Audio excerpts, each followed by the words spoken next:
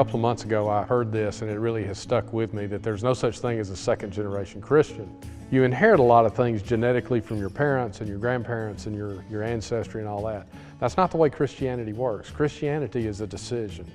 And each individual has to come to that crossroads and make that decision. Yes, I'm going to follow Christ, or no, that's not the path I'm going to choose. So as we think about it with our young demographic and our young parents, they recognize how critical it is from a very young age to make these people aware of what God's Word has to say, what Christianity is all about, the differences between living a Christian life and living a worldly life. And so that translates into a tremendous effort that goes out in our young people's classes to make them Bible-centered, to make them relevant, to really address the issues that they're facing so that we're not just telling stories. And it becomes very real in their lives so that hopefully when it comes time for them to make that decision, that they'll choose wisely the path that they're going to follow. As a parent, I really enjoy that my kids come to me and they can tell me what they learned.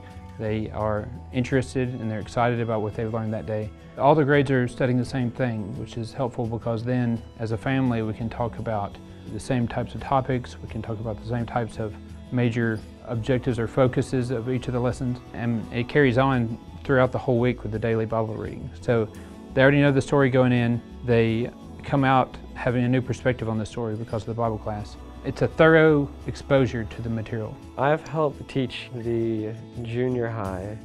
Recently I've helped teach here in the 3- and 4-year-old class. I grew up in a different faith, and in the aspect of, in my life, teaching here has been super helpful. But then also for my Christian life, you know, I didn't grow up hearing all these stories. So sometimes they're new to me and I have to actually learn them before I go in and teach them, and being able to go over this review with them has been awesome. Well, personally, through teaching the 3- and 4-year-olds, it's a completely different experience than I would have ever imagined.